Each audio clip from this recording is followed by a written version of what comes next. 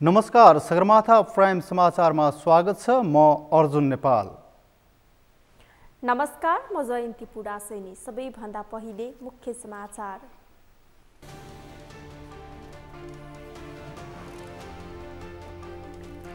आगामी निर्वाचनमा गठबन्धनका दलहरूले एउटै निर्वाचन चिन्हमा चुनाव लड्ने विषयले आलोचित बन्दै काङ्ग्रेस साना वाम शक्तिको सहारामै उभिन खोजेको आरोप।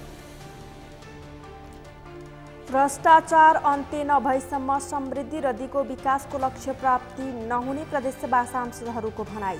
जनप्रतिनिधिहरूले जिम्मेवारी पूरा गर्नुपर्नेमा जोड। बजेटमा नतोकिएका नयाँ कार्यक्रमहरू सञ्चालन नगर्न तीनवटै तहको सरकारलाई निर्वाचन आयोगको निर्देशन। निर्वाचनको स्वच्छतामा आयोगको जोड।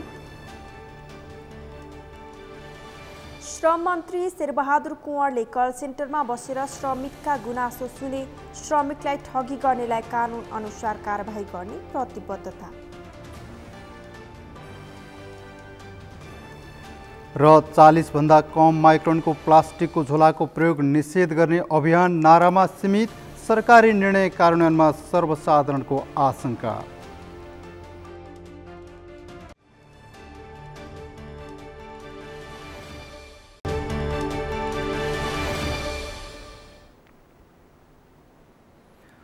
सगरमाथा प्राइम समाचार अब विस्तारमा। स्थानीय तहको निर्वाचनमा सबैभन्दा ठूला दल बनेका नेपाली काङ्ग्रेस आगामी निर्वाचनमा कस्तो रणनीति अपनाउला भन्ने धेरैको चासोको विषय बनेको छ। देशको सबैभन्दा पुरानो प्रजातान्त्रिक शक्ति मानिएको काङ्ग्रेसले आफ्नै जगमा चुनावी रणनीति तय गर्ने भन्दा पनि एमालेलाई पराजित गर्न साना वाम शक्तिको सहारा खोजिरहेको छ। नेपाली काङ्ग्रेस देशभित्र मात्रै होइन, अन्तर्राष्ट्रिय समुदायमा पनि प्रजातान्त्रिक छवि बनाएको पार्टी हो। तर विधान र विचार कार्यान्वयन गर्न भने काङ्ग्रेस सधैँ चुक्दै आएको छ। अमृत ढकालको रिपोर्ट। स्थानीय तहको निर्वाचनमा सबैभन्दा ठूलो दल बनेको सत्तारूढ दल नेपाली काङ्ग्रेसले आगामी निर्वाचनमा कस्तो चुनावी रणनीति अपनाउला भन्ने धेरैको चासोको विषय बनेको छ। नेपाली काङ्ग्रेसका तल्लो तहसम्मका नेता कार्यकर्ता र शुभचिन्तकहरूले पार्टीले बीपीका विचार र सिद्धान्तमा आधारित चुनावी एजेन्डा तय गरोस् र जनताको घरदैलोमा जान पाइयोस् भन्ने इच्छा व्यक्त गरेका छन्। तर देशको सबैभन्दा पुरानो प्रजातान्त्रिक शक्ति मानिएको काङ्ग्रेसले आफ्नै जगमा चुनावी रणनीति तय गर्ने भन्दा पनि एमालेलाई पराजित गर्न साना वाम शक्तिको सहारा खोजिरहेको छ। गठबन्धन गर्ने कुरा हामीले पनि निर्णय गरेका छौँ होइन। उहाँहरू समाजवादीको एउटा टिम बनाएर आउने कुरा थियो, त्यो पनि अहिले स्थगन गरेर यो अहिले जो गठबन्धन छ त्यो गठबन्धनको पार्टी जुन जस्तो पार्टी छ त्यही हिसाबले सबभन्दा मेजर सिट नेपाली काङ्ग्रेसको हुन्छ अनि अरूलाई पनि त्यही हिसाबले मिलाएर माओवादी, समाजवादी, तमुलोपा जति अरू छन् गठबन्धनमा आउने होइन, उनीहरूलाई सबैलाई मिलाएर गठबन्धनमा हामी अगाडि बढ्छौँ। कम्युनिस्टहरू फुटेको बेलामा पनि काङ्ग्रेससँग एक्लै निर्वाचन लड्ने सामर्थ्य छैन। 2074 सालको निर्वाचनमा कम्युनिस्ट घटक एक हुँदा लज्जास्पद हार बेहोरेको काङ्ग्रेसले फेरि पनि कम्युनिस्ट मिले आगामी निर्वाचनमा पहिलेको भन्दा पनि ठूलो क्षति बेहोर्ने निष्कर्षसहित कम्युनिस्ट दलहरूलाई एक हुन नदिने रणनीति अपनाएको छ। सत्ता गठबन्धनका दलहरूले एउटै निर्वाचन चिन्ह र एउटै घोषणापत्र लिएर चुनाव लड्ने विषयले त काङ्ग्रेस झनै आलोचित बनेको छ। गठबन्धन गरेर निर्वाचनमा जाँदा धेरै कार्यकर्ताको मन दुखाएको काङ्ग्रेसले आगामी निर्वाचनमा कस्तो रणनीति अपनाउला त? नेपाली काङ्ग्रेसको नेतृत्वमा हामीले के काम गर्यौँ, के उपलब्धिहरू भए र अब आउने दिनमा हामी कसरी प्रस्तुत हुन्छौँ, यी विषयवस्तुलाई केन्द्रबिन्दुमा राखेर हाम्रो यो अभियान अगाडि बढ्छ र सँगसँगै यो अहिले हामी तालमेल गरेर पनि जाने भनेका छौँ। यस विषयमा पनि त्यहाँ जानकारी पनि लिने, परिस्थिति पनि बुझ्ने र यसको आवश्यकताको बारेमा पनि हामी चर्चा परिचर्चा गर्ने र त्यो किसिमको माहौल बनाउने यो अभियानको मूल उद्देश्य छ। प्रजातन्त्रको सबैभन्दा सुन्दर पक्ष भनेको आवधिक निर्वाचन हो। निर्वाचनमा दलहरूले आफआफ्नो विचार र एजेन्डा लिएर जनतासँग मत माग्नुपर्ने हो। तर नेपालमा लोकतन्त्रको नाममा लुटतन्त्र मच्चाएका दलहरूले निर्वाचनमा एक्लै लडे हारिने डरले अपवित्र गठबन्धन बनाएर निर्वाचन लड्दैछन्। त्यसैले होला जनता राजनीतिक दलप्रति आजित बनेर पछिल्लो समय स्वतन्त्र उम्मेदवारहरूलाई मत दिन थालेका छन्। सगरमाथा टेलिभिजनका लागि अमृत ढकालको रिपोर्ट। प्रदेशसभा सांसदहरूले भ्रष्टाचार अन्त्य नभएसम्म समृद्धि र दिगो विकासको लक्ष्य प्राप्ति गर्न नसक्ने बताएका छन्। आज दिगो विकासका लागि सुशासन प्रवृत्ति र प्राथमिकता विषयक छलफल कार्यक्रममा प्रदेशसभा सांसदहरूले सरकारले दिगो विकासको प्रवृत्ति र प्राथमिकतालाई व्यवहारमा कार्यान्वयन नगरेसम्म लक्ष्य प्राप्ति नहुने बताएका हुन्। कार्यक्रममा प्रदेशसभा सांसदहरूले सरकार र जनप्रतिनिधिहरूले आफ्ना जिम्मेवारी पूरा गर्नुपर्नेमा जोड दिएका छन्। उनीहरूले आफ्नै पार्टीको सरकार रहँदा गलत कुरा बारेमा बोल्न नपाउने तथा पार्टीको अनुशासन विपरीत व्हिप लाग्ने जस्ता नीतिका कारण पनि कतिपय समस्या बढ्दै गइरहेको धारणा राखे। अहिले 12 गते हामीले फेरि बोलाएको छ। यही जनकपुरमै आउँदैछ उहाँहरू बर्दिवासमा एउटा कार्यक्रम छ दिगो विकास समितिको। अनि भन्न खोजेको के हो, ठिक छ अब निभ्ने बेलामा पनि केही उज्यालो मतलब आउँछ भनेर हामी सोचेका छौँ। तर यो दुईटै कुरा प्रवृत्ति र प्राथमिकतालाई जबसम्म हामीले प्लानिङमा ल्याउँदैनौँ, सोचमा ल्याउँदैनौँ तबसम्म लाग्छ दिगो विकासको लक्ष्य जस्तै अरू लक्ष्यहरू हामीले मिट गर्दै गयो, प्राप्ति जे छ त्यो छँदैछ, त्यसै यो पनि पास हुने हो कि होइन हाम्रो यसैमा छ। हामी त्यहाँ प्रदेशसभा सदस्य स्वतन्त्र रहँदैन र त्यो पार्टीको हुटभित्रै रहने गरेका छौँ। तर त्यसले गर्दाखेरि हामी यो पक्ष र विपक्षमा अलिक बढी धेरै गएको जस्तो महसुस हुन्छ हामीलाई।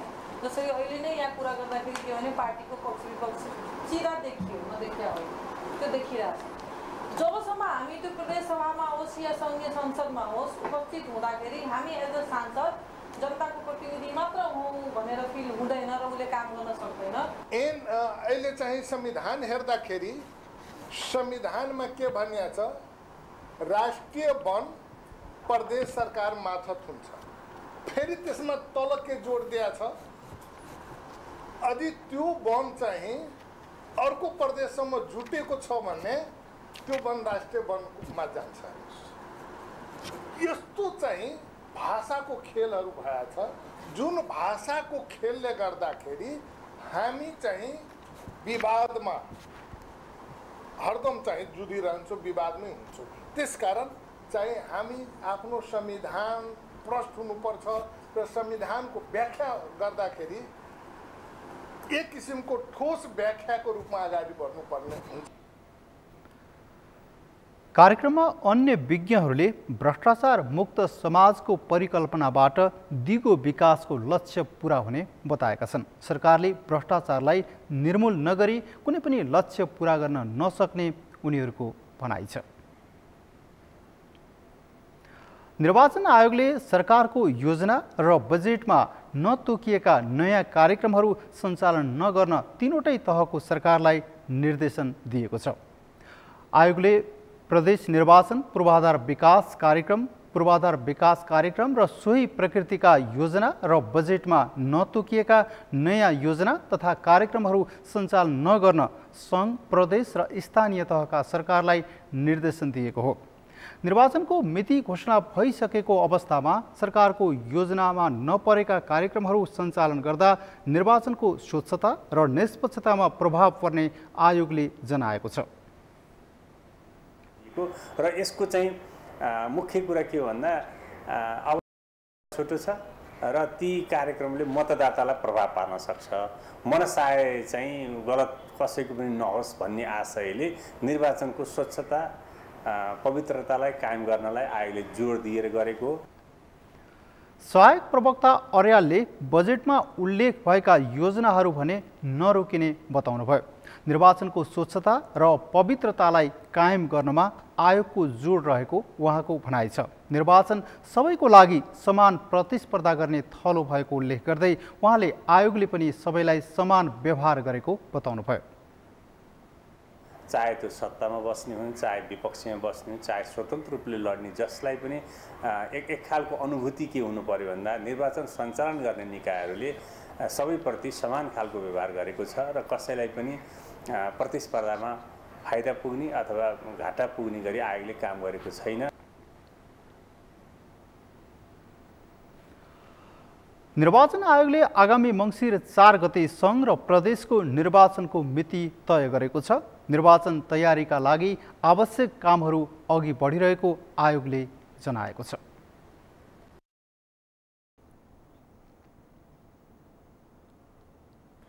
नेपाली कांग्रेसका नेता प्रदीप गिरीको अन्त्येष्टि गरिएको छ। उपचारको क्रममा शनिबार मृत्यु भएका उनको हिन्दू संस्कार अनुसार आज पशुपति आर्यघाटमा अन्त्येष्टि गरिएको हो।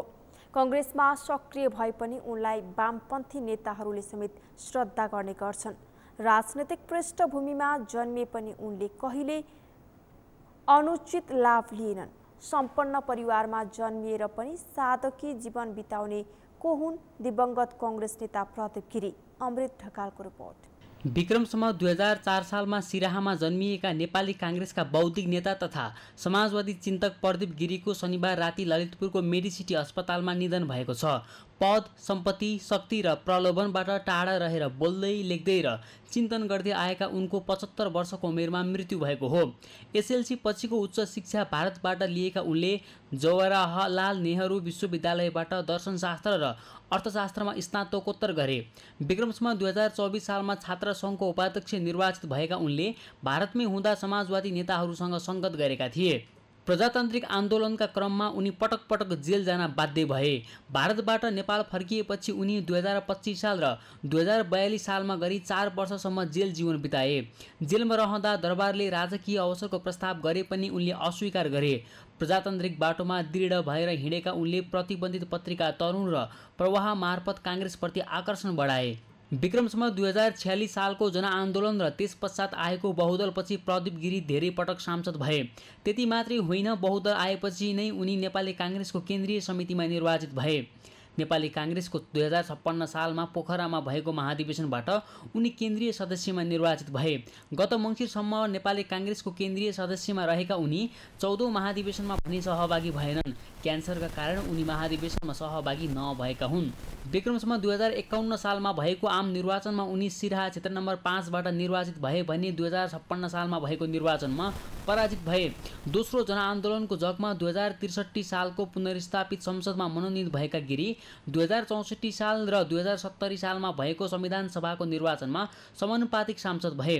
विक्रमसम्म 2074 सालको निर्वाचनमा भएको प्रतिनिधि सभाको निर्वाचनमा वाम गठबन्धनका उम्मेद्वारलाई पराजित गर्दै उनी सिराहा क्षेत्र नम्बर 1 बाट निर्वाचित भए। पटक पटक सांसद भएका उनी कहिल्यै मन्त्री बनेनन्। न त पार्टीको नेतृत्वमा पुग्न नै अभिलाषा राखे। मन्त्रीको प्रस्ताव आउँदा समेत भो मलाई पर्दैन, सबै साथीहरूलाई मिलाएर सरकारमा सहभागी गराउनुपर्छ भन्दै मन्त्री पदको प्रस्ताव समेत अस्वीकार गर्ने नेता उनी हुन्। उनका दुई काकाहरू तुलसी गिरी र रुद्र गिरी 2015 सालमै सांसद बनेका थिए। त्यति मात्रै होइन, पञ्चायती शासनकालमा तुलसी गिरी प्रधानमन्त्री र रुद्र गिरी गृहमन्त्री बनेका थिए। उनको पारिवारिक पृष्ठभूमि राजनीतिक भए पनि उनले राजनीतिबाट अनुचित लाभ कहिले लिएनन्। समाजवादी चिन्तकका रूपमा चिर परिचित उनलाई वामपन्थी दलका नेताहरूले पनि उत्तिकै श्रद्धा व्यक्त गर्ने गर्छन्। कम्युनिस्ट पार्टीका नेताहरूले समेत आफ्ना पार्टीका प्रशिक्षण कार्यक्रममा प्रदीप गिरीलाई बोलाउने गर्दथे। प्रदीप गिरीको निधनले समाजवादी धारलाई समेत क्षति गरेको भन्दै कम्युनिस्ट नेताहरूले प्रतिक्रिया दिएका छन्। सम्पन्न परिवारको भए पनि सादगी जीवन बिताउने उनको जीवनशैलीलाई लिएर धेरैले प्रशंसा गर्ने गर्छन्। नेपाली काङ्ग्रेसभित्रका बौद्धिक नेतामा चिनिने प्रदीप गिरी क्यान्सरको उपचार गरेर भारतको मुम्बईबाट फर्किए पनि स्वास्थ्यमा समस्या देखा परेपछि उनी मेडिसिटी अस्पताल भर्ना भएका थिए।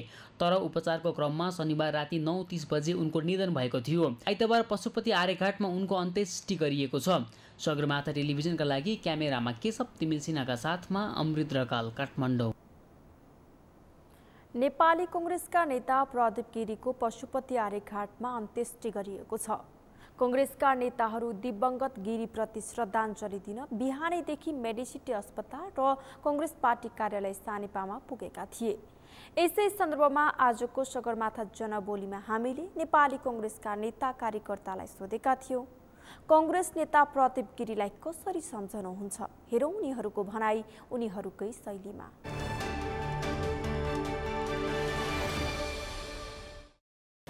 प्रदीप गिरी अब हाम्रो पार्टीको अत्यन्त महत्त्वपूर्ण नेता हुनुहुन्थ्यो। उहाँ एउटा बौद्धिक बडो सरल र मैले मानवतावादी भन्छु, समाजवादी भन्दा पनि। र उहाँले लामो समयदेखि नेपाली काङ्ग्रेसमा रहेर नेपाली काङ्ग्रेसको खास गरी हाम्रो नीति निर्माणमा चाहिँ जो गरिब छ, जो अन्याय परेको छ, असमानतामा छ, तिनीहरूको विरुद्धमा चाहिँ नीतिगत हिसाबबाट उनीहरूको समस्या सम्बोधन गर्दै लानु नै समाजवाद हो। गरिबीको, अशिक्षाको र गाउँमा भएको जुन समस्या छ त्यो समस्यालाई सम्बोधन गरेर जाने कार्यक्रमलाई अगाडि बढाउनुपर्छ नेपाली काङ्ग्रेसले भन्ने उहाँको विचार थियो। प्रदीप गिरी एउटा विचारशील नेता हो। अब उहाँ नेताभन्दा पनि राजनीति चिन्तक हो उहाँ, होइन? किन नेता हुनेबाट उहाँ आफै लाग्नु भएन। काङ्ग्रेसमा महामन्त्री बन्ने, पार्टीको सभापति बन्ने, मन्त्री बन्ने, प्रधानमन्त्री बन्ने बाटोमा उहाँ आफै त्यसमा अनुच्छुक हो। प्रदीप गिरीले सम्झने भन्दा अब प्रदीप गिरी चाहिँ यहाँ यो धरतीमा त रहनु भएन, अब उसलाई बिर्सने कसरी हामीले भनेको उहाँले गरेको हिजोको योगदान, विश्लेषक, समालोचक, सारा हजुरलाई चाहिँ प्रभाव पारेर सबै दललाई चाहिँ समेटेर राख्न सक्ने व्यक्तित्व, यसलाई चाहिँ उहाँलाई हामीले अब बिर्सने कसरी भन्ने कुरा। उहाँ त यहाँ रहनु भएन, तर उहाँको अमर कीर्ति छ। उहाँले छोडेर गएको चाहिँ जुन उहाँले अनुशासन ऊ छ, त्यसलाई अनुसरण छ, त्यसलाई अनुसरण गरेर अब बाढी बढ्नुपर्छ। प्रदीप गिरी दाई भनेको कुनै पदको लोभ लालच नगर्ने समाजवादी चिन्तक, एकदम उहाँलाई अब बिर्सन सक्ने अवस्थै छैन। अब प्रदीप गिरीको अवसानपछि नेपाली काङ्ग्रेस यस्तो होनहार एउटा नक्षत्र, राजनीतिक क्षेत्रका सिङ्गो राष्ट्रको लागि, प्रजातान्त्रिक समाजवादको लागि एउटा यस्तो नक्षत्र गुमाएका छौँ। आज सारा नेपाली काङ्ग्रेस स्तब्ध छ, सारा देश रोएको छ। साँच्चै भन्यो भने एउटा असल विचार राख्ने एउटा एसियाकै नक्षत्रको रूपमा रहेको प्रदीप गिरी आज हामीलाई छोडेर जानुभएको छ। सारा नेपाली काङ्ग्रेस यसप्रति एकदमै क्षुब्ध छ। साँच्चै भन्यो भने सारा देश अहिले रोएको छ। प्रदीप गिरी चाहिँ नेपाली काङ्ग्रेसको लागि चाहिँ एउटा चाहिँ प्रजातान्त्रिक धरोहरको चाहिँ एउटा चाहिँ राजनीतिक एउटा प्रखर वक्ता, स्पष्ट वक्ता, सरल शालीन उहाँ चाहिँ एउटा चाहिँ बौद्धिक वैचारिक व्यक्तित्व हुनुहुन्छ।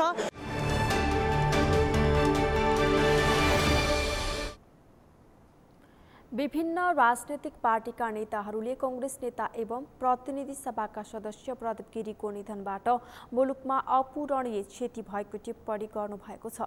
आइतबार कांग्रेस केन्द्रीय कार्यालयमा राखिएको नेता गिरीको पार्थिव शरीरमा श्रद्धाञ्जली अर्पण गर्न पुग्नुभएका नेकपा माओवादी केन्द्रका अध्यक्ष पुष्पकमल दाहाल, एमाले नेता भीम बहादुर रावल, लोकतान्त्रिक समाजवादी पार्टी नेपालका नेता राजेन्द्र महतो लगायतका नेताहरूले प्रखर समाजवादी चिन्तक समेत रहनुभएका गिरीको निधन मुलुकका लागि ठूलो क्षति भएको बताउनु भएको हो। माओवादी केन्द्रका अध्यक्ष दाहालले गिरीको बौद्धिक व्यक्तित्व र तर्कशीलता सबैका लागि प्रेरणाको स्रोत रहेको उल्लेख गर्नुभयो।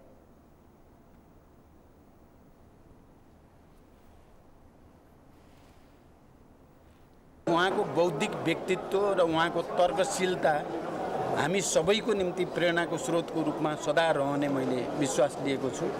मैले अहिले भर्खरै पनि त्यहाँ भने, अस्ति जस्तो मात्रै लाग्छ, केही महिना अगाडि हामी सँगै बसेर अब यो देशको राजनीतिलाई कसरी अगाडि बढाउँदा राष्ट्रको एकतालाई र जनताको चाहना अनुसार समृद्धिको अभियान चलाउन सकिएला भन्ने चर्चा परिचर्चा गम्भीर ढङ्गले गरेको र उहाँले केही भिजनहरू दिएको मैले अहिले स्मरण गरिराखेको छु। यसैगरी नेकपा एमालेका नेता भीम बहादुर रावलले गिरीलाई एउटा बौद्धिक र लोकतन्त्रका लागि निरन्तर सङ्घर्षरत योद्धाको रूपमा नेपाली समाजले सम्झिरहने बताउनुभयो। कार्यकाली पद र प्रतिष्ठा नभए पनि नेताहरू सम्मानित हुन सक्छन् भन्ने गिरीले पुष्टि गरेको उहाँको भनाइ थियो।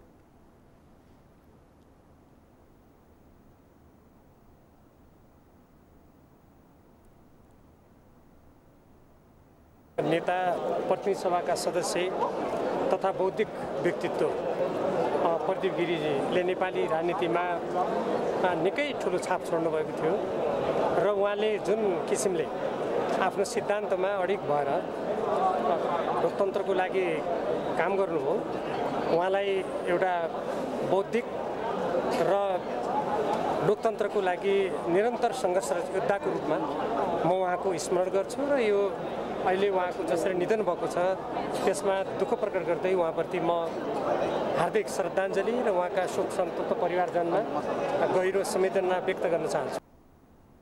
लोकतान्त्रिक समाजवादी पार्टी नेपालका नेता राजेन्द्र महतोले स्वर्गीय नेता गिरीलाई देश र जनताप्रति समर्पित नेताको रूपमा चित्रण गर्नुभयो।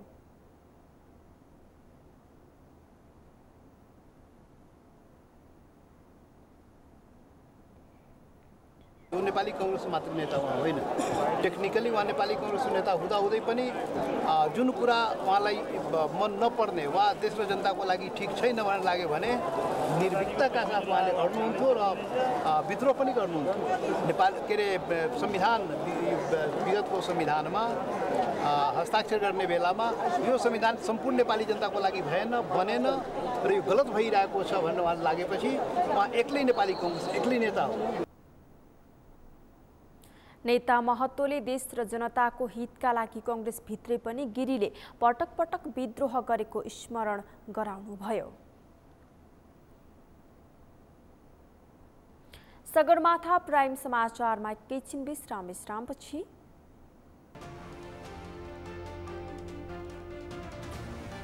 श्रम मन्त्री शेरबहादुर कुँवरले कल सेन्टरमा बसेर श्रमिकका गुनासो सुने। श्रमिकलाई ठगी गर्नेलाई कानुन अनुसार कारबाही गर्ने प्रतिबद्धता।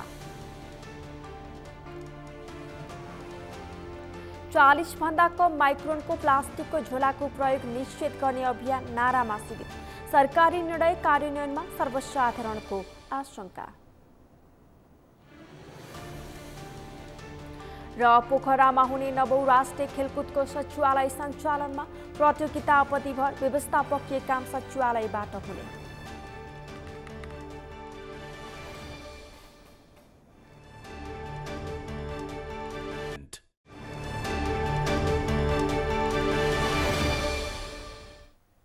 विश्रामपछि पुनः स्वागत छ। अब बाँकी समाचार। विभिन्न राजनैतिक दलका नेताहरूले कांग्रेस नेता स्वर्गीय प्रदीप गिरी निडर नेता भएको बताएका छन्। स्वर्गीय गिरीलाई श्रद्धाञ्जली दिन पुगेका नेताहरूले गिरी नेपाली राजनीतिको एउटा ताराको रूपमा रहनु भएको उल्लेख गरे। एक रिपोर्ट। आइतबार बिहान स्वर्गीय प्रदीप गिरीलाई श्रद्धाञ्जली दिन पुग्नुभएका नेपाली कांग्रेसका नेता शेखर कोइरालाले उहाँ आफ्नो कुरा स्पष्टसँग राख्न सक्ने निडर नेता भएको बताएका छन्। गिरीको सादगी जीवनबाट नेपालका राजनीतिज्ञहरूले पनि केही सिक्नुपर्ने उनको भनाइ छ। उहाँको निडर मान्छे, उहाँलाई कुनै कसैसित उ थिएन, माने के भन्छ पार्टीले मलाई के गर्छ कसो गर्छ भन्ने पनि थिएन हैन।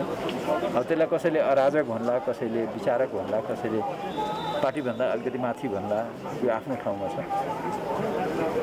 र उहाँबाट हामीले सिक्नुपर्ने भने सादगी जीवन पनि हामीले सिक्नुपर्ने मलाई लाग्छ।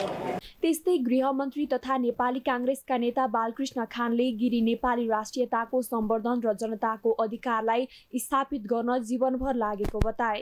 गिरीले नेपाली कांग्रेसलाई समावेशी बनाउन महत्त्वपूर्ण भूमिका निर्वाह गरेको उल्लेख गरे। नेपालको राजनीतिमा उहाँको प्रतिबद्धता प्रजातान्त्रिक समाजवादप्रति थियो। प्रजातान्त्रिक समाजवादको एउटा प्रखर चिन्तककै रूपमा हुनुहुन्थ्यो र उहाँको राजनीति एउटा दार्शनिक ढङ्ग थियो।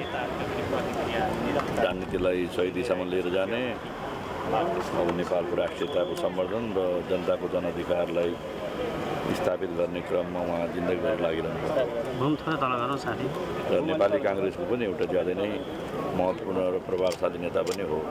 बागमती प्रदेशका मुख्यमन्त्री राजेन्द्र प्रसाद पाण्डेले गिरीलाई समाजवादी विचारका चिन्तक तथा अध्ययनशील व्यक्तित्वको रूपमा उल्लेख गरे। प्रदीप गिरीलाई मैले एउटा लामो अवधिदेखि जान्दछु। उहाँ नेपाली कांग्रेसको नेता मात्र नभएर एउटा समाजवादी विचारका चिन्तक पनि हुनुहुन्थ्यो, स्पष्ट वक्ता। 45 सालमा म धादिङको जिल्ला सभापति, जनपक्षीय जिल्ला सभापति थिएँ। मलाई सरकारले, पञ्चायती सरकारले 3 वर्ष जेल र 3000 रुपियाँ जरिवानाको मुद्दा लगाएर यी अगाडि नक्खु जेलमा ल्याएर राखेको थियो। उहाँलाई पनि म जेल पर्ने बित्तिकै भारतले नाकाबन्दी लगायो। नाकाबन्दी पश्चात उहाँलाई पनि लिएर त्यही जेलमा राखिएको थियो। हामी लगातार उहाँ 5 महिना हामी सँगै बस्यौँ पनि। लामो अवधिसँगै बसेर एकै ठाउँमा एउटै भान्सामा खाना खाँदै धेरै कुरा थाहा हुन्छ। त्यस अवधिमा उहाँको अत्यन्त अध्ययनशील, पढ्ने बानी, अत्यन्त अध्ययनशील र सँगै राजनीतिलाई, देशको विदेशको राजनीतिलाई विश्लेषण गर्ने। अर्थमन्त्री तथा नेकपा माओवादी केन्द्रका नेता जनार्दन शर्माले गिरी नेपाली राजनीतिको एउटा ताराको रूपमा रहनु भएको उल्लेख गरे। गिरीलाई सादगी जीवन जिउने निष्ठावान राजनीतिज्ञ भएको बताए। गिरीले लोकतन्त्र र समाजवादको गहिरो व्याख्या गर्ने गरेको उनले स्मरण गरे। उहाँ एउटा नेपाली राजनीतिको एउटा तारा हुनुहुन्थ्यो। उहाँको सादगी जीवन, निष्ठावान एउटा राजनीतिज्ञ र विशेष गरी लोकतन्त्र र समाजवादको व्याख्याता पनि हो। उहाँले लोकतन्त्र र समाजवादको सही बुझाइ र व्याख्या उहाँले गर्नुहुन्थ्यो। नेपाली राजनीतिमा लोकतन्त्र भनेको एक ढङ्गले बुझ्ने, समाजवाद भनेको अर्को ढङ्गले बुझ्ने खालको पनि कुराहरू देखिन्छ। तर उहाँले त्यसको समग्रतामा उहाँले बुझ्नुहुन्थ्यो। उहाँले सबै लोकतान्त्रिक अभ्यासहरू, मार्क्सवाददेखि लोकतन्त्रका सबै विशेषताहरूको व्याख्याता एउटा बौद्धिक व्यक्तित्व उहाँ हो। नेपाली कांग्रेसका नेता उदय शमशेर राणाले प्रदीप गिरी निस्वार्थी नेता भएको उल्लेख गरे। कुनै पनि लोभ उहाँमा नरहेको भन्दै राणाले सांसद बनेर संसद मार्फत बोली सरकारलाई दबाब दिनु मात्रै उहाँको चाहना भएको बताएका छन्। एउटा मूलधारमा बगिरहेको खोलाको एउटा बगाइलाई नै परिवर्तन गर्न राख्न सक्ने क्षमता राखेको, किनभने उहाँसँग स्वार्थ थिएन। हामीहरू सबैसँग स्वार्थ छ, त्यसैले हामीलाई पनि कुनै पद चाहिन्छ। कतिपय कुरा बोल्न चाहेर पनि बोल्न गाह्रो हुन्छ। उहाँलाई त्यो लोभ नभइसकेपछि उहाँले आफूलाई लागेको चिज बोल्न सक्ने उहाँको एउटा अध्ययन पनि थियो, क्षमता पनि थियो र उहाँको खासै केही लोभ थिएन। उहाँलाई संसद र एउटा पार्लिमेन्टेरियन बन्नु मात्र उहाँको चाहना हो।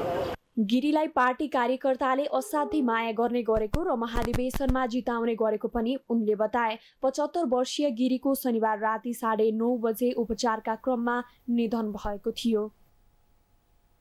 श्रम, रोजगार तथा सामाजिक सुरक्षा मन्त्री शेरबहादुर कुँवरले मन्त्रालयको कल सेन्टरमा बसेर 6 जना श्रमिकहरूको गुनासो सुनेका छन्।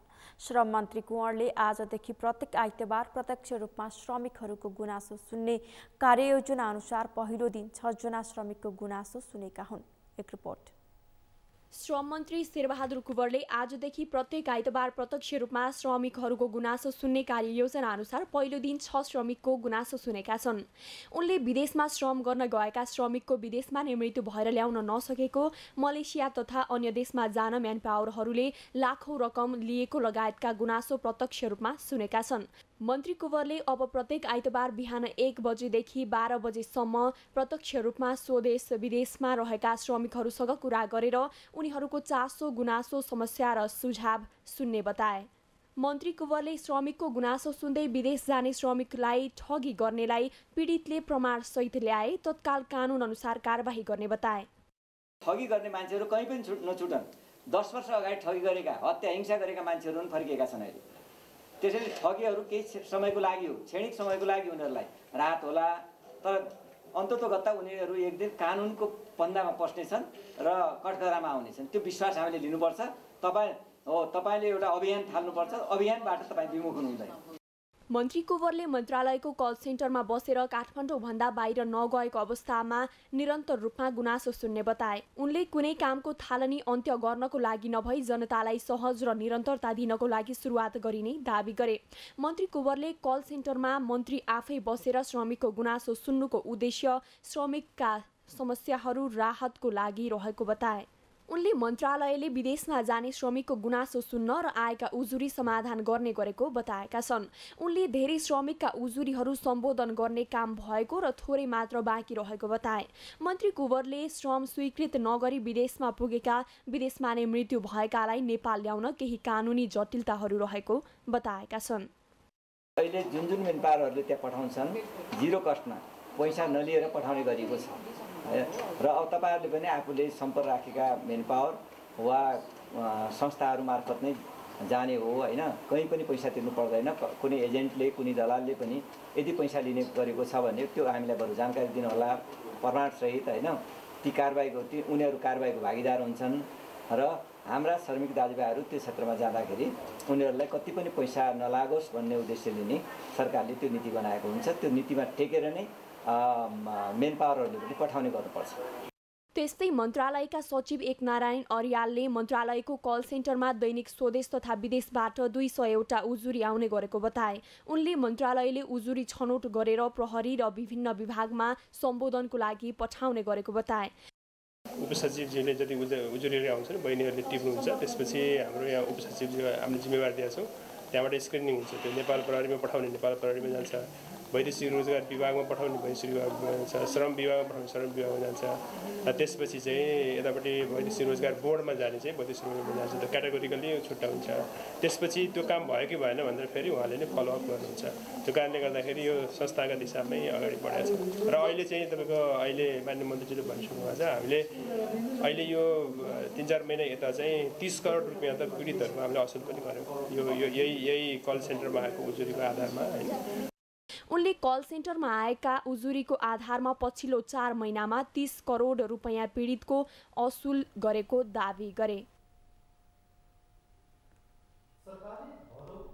40 माइक्रोन भन्दा पातलो प्लास्टिकको झोला प्रयोगमा पूर्ण रूपमा प्रतिबन्ध लगाएको छ। प्लास्टिक जन्य पदार्थबाट हुने वातावरणीय प्रदूषण कम गर्न भन्दै सरकारले यस अघि पनि यस्ता झोलाको प्रयोगमा रोक लगाएको थियो। तर सरकारले प्रतिबन्ध लगाउने निर्णय गरे पनि व्यवहार त कार्यान्वयन हुन सकेको छैन। अनुगमनका दायरा खुकुलो हुँदा प्लास्टिकको झोलाको बन्द अभियान नारामा सीमित भएको छ। शिशिर पाण्डेको रिपोर्ट। 40 माइक्रोन भन्दा पातलो प्लास्टिक झोलाको प्रयोगले वातावरणमा प्रतिकूल प्रभाव पारेको भन्दै सरकारले भदौ 1 गतेदेखि उत्पादन, बिक्री, वितरण र प्रयोगमा प्रतिबन्ध लगाएको छ। गत माघमा भएको मन्त्री परिषदको निर्णय अनुसार यही भदौ 1 गतेबाट वातावरणमा प्रतिकूल प्रभाव पार्ने तथा पुनः प्रयोगमा नआउने प्लास्टिक जन्य सामग्रीलाई उत्पादन, बिक्री, वितरण र प्रयोगमा प्रतिबन्ध लगाउने निर्णय भएको थियो। आर्थिक वर्ष 2078-79 को बजेट वक्तव्यको बुँदा नम्बर 160 मा समेत 40 माइक्रोन भन्दा पातलो प्लास्टिकको उत्पादन, आयात, बिक्री, वितरण र प्रयोगमा 2078 साउन 1 गतेदेखि नै पूर्ण रूपमा प्रतिबन्ध लगाउने निर्णय भएको थियो। तर सरकारको निर्णय स्वागतयोग्य भए पनि कार्यान्वयनमा भने सर्वसाधारणले शङ्का गरेका छन्। सरकारले यसलाई अलिकति सशक्त रूपमा चाहिँ यसलाई अगाडि बढाउनु पर्यो र त्यो अनुसार जनताले पनि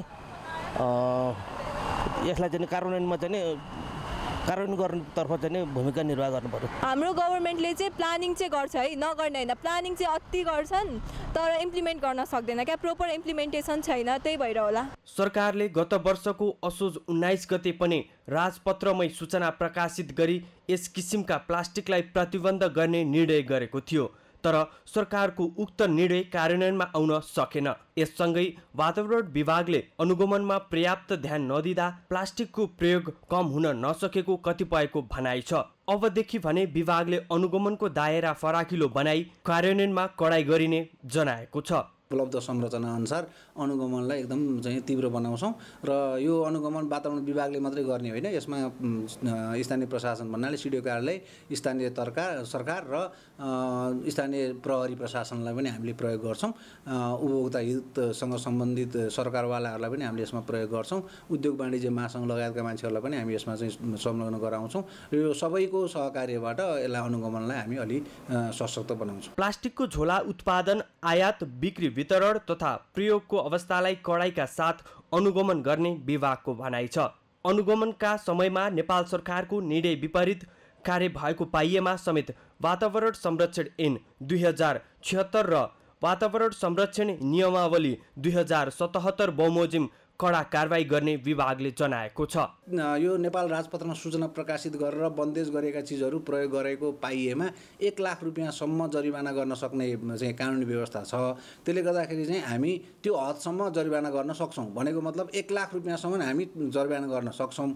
वातावरणमा नकारात्मक क्षति पुग्ने प्लास्टिक जन्य सामग्रीलाई प्रतिबन्ध लगाउन सरकारले पटक पटक निर्णय गरे पनि कार्यान्वयन हुन सकेको छैन। अहिले पनि पुनः प्रयोगमा ल्याउन नमिल्ने त्यस किसिमका प्लास्टिक झोलालाई प्रतिबन्ध लगाउने गरी सरकारले निर्णय गरेको छ। तर सरकारी निर्णय कार्यान्वयनमा देखिएको फितलोपनलाई हटाउने गरी काम गर्नुपर्ने सर्वसाधारणको भनाइ छ। सगरमाथा टेलिभिजनका लागि क्यामेरामा सन्तोष चन्दका साथ शिशिर पाण्डे, काठमाडौँ।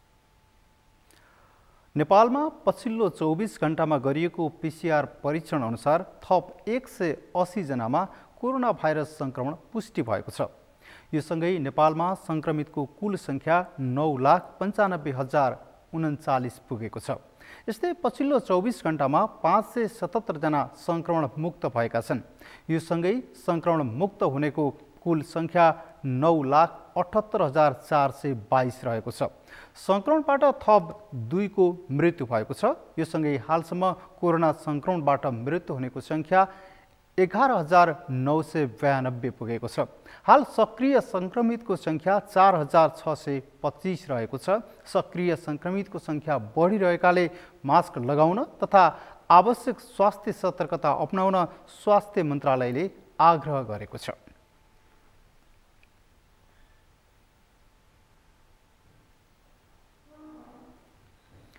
पछिल्लो समय कोरोना फैलिरहेको बेला सर्वसाधारणले भने स्वास्थ्य मापदण्डमा हेलचेक्राइ गरेको पाइन्छ। कोरोनाको चौथो लहर चलिरहेको बेला दैनिक 500 माथिको संख्यामा संक्रमित थपिरहेका छन्। स्वास्थ्य तथा जनसङ्ख्या मन्त्रालयले संक्रमण नियन्त्रण गर्न भन्दै स्वास्थ्य मापदण्डको पालना गर्न आग्रह गर्दै आएको छ। तर सर्वसाधारणले मापदण्डको बेवास्ता गरिरहेका छन्, जसले कोरोना नियन्त्रण भन्दा पनि संक्रमणलाई प्रशय दिइरहेको देखिन्छ। मेनुका लम्सालको रिपोर्ट।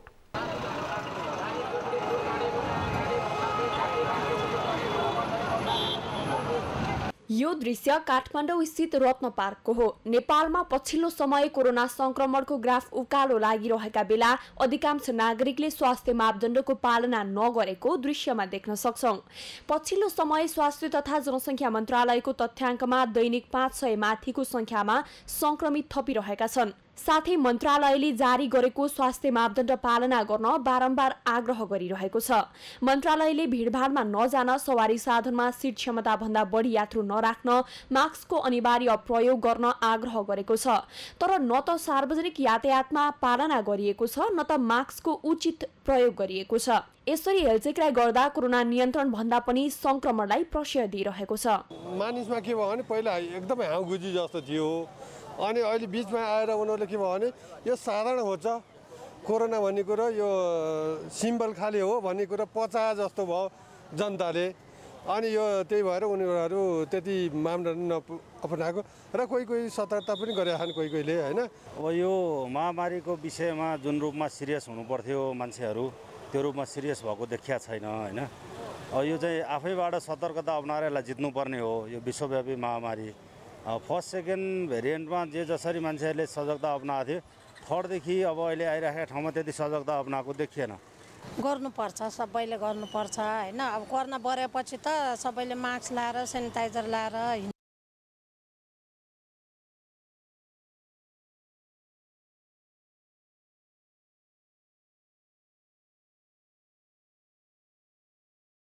लोड सेडिङको मार खेपिरहेको काठमाडौँको समस्या समाधानका लागि फोहोरबाट बिजुली निकाल्ने भन्दै काठमाडौँको टेकुमा बायो म्याथेसन प्लान्ट स्थापना गरिएको थियो। फोहोरबाट बिजुली निकाल्ने कुराले केही समय चर्चा पनि पायो, तर मेसिनहरू बिग्रिएपछि निरन्तरता पनि पाउन सकेन।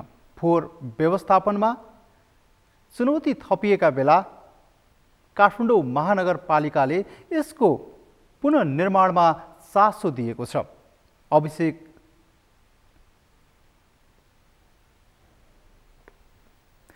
कैलाली भन्सार कार्यालय लक्ष्य अनुसार राजस्व सङ्कलन गर्न असफल भएको छ। भन्सार कार्यालयलाई दिएको लक्ष्यभन्दा 19% कम राजस्व सङ्कलन भएको हो।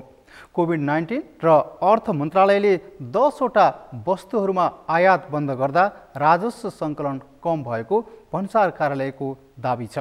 कैलालीबाट दिनेश विष्टको रिपोर्ट। कार्यालयले आर्थिक वर्ष 2078-79 मा 9,58,26,50,000 राजस्व सङ्कलन गरेको छ।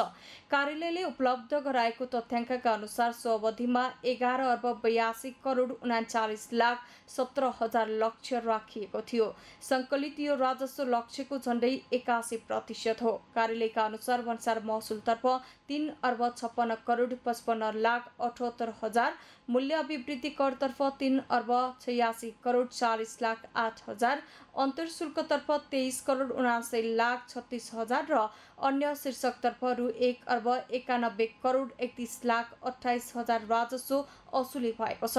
सो अवधिमा कार्यालयले मूल्य अभिवृद्धि करतर्फ 3,10,15,77,000, भन्सार महसुलतर्फ 5,22,40,63,000, अन्तर्शुल्कतर्फ 28,76,00,000 र अन्य शीर्षकतर्फ 3,21,06,46,000 राजस्व असुली गर्ने लक्ष्य लिएको थियो।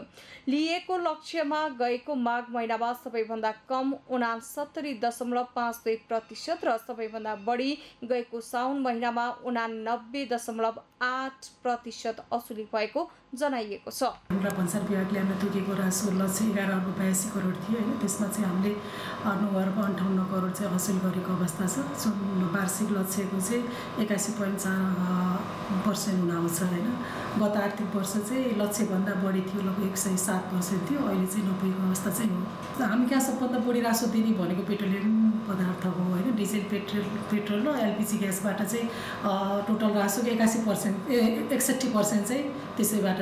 त्यसपछि मार्बल टाइल्स, दालमोट भुजियाहरू भयो होइन, अनि कागजहरू पनि आउँछ, त्यस्तै ट्र्याक्टर अनि लत्ता कपडाहरू र खानेकुरा यही नै हो यहाँ चाहिँ पर्यावरण भनेको। भन्सार कार्यालयका अनुसार राजस्व लक्ष्य प्राप्त नगर्नुमा कोभिड-19 लगायतका विभिन्न कारण देखाइएको छ। त्यसपछि अर्थ मन्त्रालयले 10वटा वस्तुहरूमा आयात नै बन्द गर्दा पनि राजस्व सङ्कलन कम भएको भन्सार कार्यालयको दाबी छ। लक्ष्य नपुग्नुमा चाहिँ विभिन्न कारणहरू छन् होइन, जस्तो फागुन चैतसम्म चाहिँ कोभिडकै थियो होइन, त्यो बेलासम्म चाहिँ बजार जति चलायमान गरेको, जति सामान इम्पोर्ट भयो त्यो अनुसारै राजस्व आउने हो। हाम्रो सबै आयातमा आधारित राजस्व छ।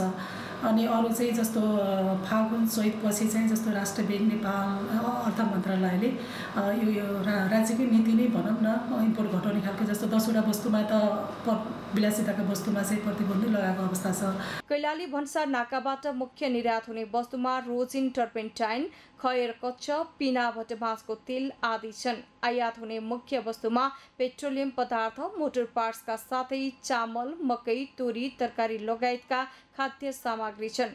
यो नाकाबाट निर्यात व्यापारभन्दा आयात व्यापार ठुलो मात्रामा रहेको छ। सगरमाथा टेलिभिजनका लागि कैलालीबाट दिनेश विष्टको रिपोर्ट। सगरमाथा समाचारमा अब पालो भएको छ विश्रामको। विश्रामपछि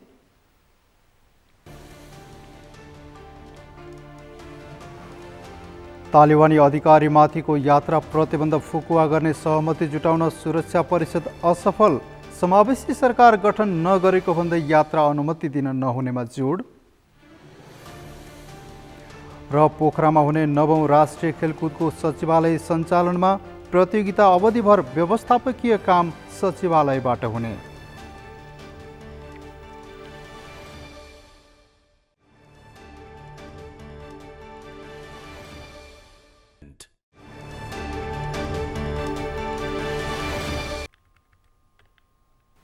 समाचारको अन्त्यमा मुख्य समाचार फेरि एकपटक।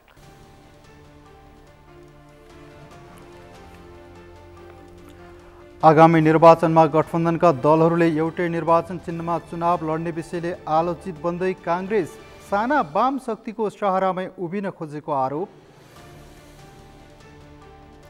भ्रष्टाचार अन्त्य नभएसम्म समृद्धि र दिगो विकासको लक्ष्य प्राप्ति नहुने प्रदेशसभा सांसदहरूको भनाई। जनप्रतिनिधिहरूले जिम्मेवारी पूरा गर्नुपर्नेमा जोड।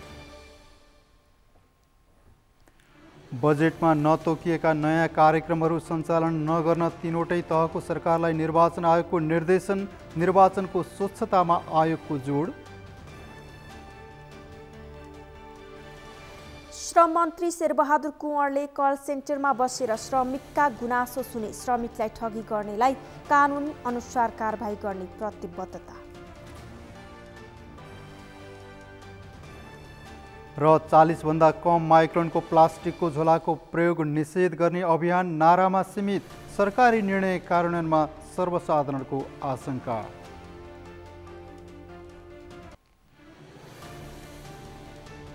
हवस् त सगरमाथा प्राइम समाचार अहिलेलाई सकियो। तपाईँ समाचार बुलेटिनका साथै सगरमाथा टेलिभिजनका सम्पूर्ण कार्यक्रम www.sagarmatha.tv-मा पनि पढ्न र हेर्न सक्नुहुनेछ। साथै युट्युबमा youtube.com/sagarmatha.tv नेपालमा हेर्न सक्नुहुनेछ। तपाईँ हामीलाई फेसबुकमा पनि facebook.com/stv नेपालमा फलो गर्न सक्नुहुनेछ। समाचारको शिखर, नेपालको गौरव, नेपालको पहिलो न्युज च्यानल सगरमाथा टेलिभिजन हेर्दै गर्नुहोला। नमस्कार।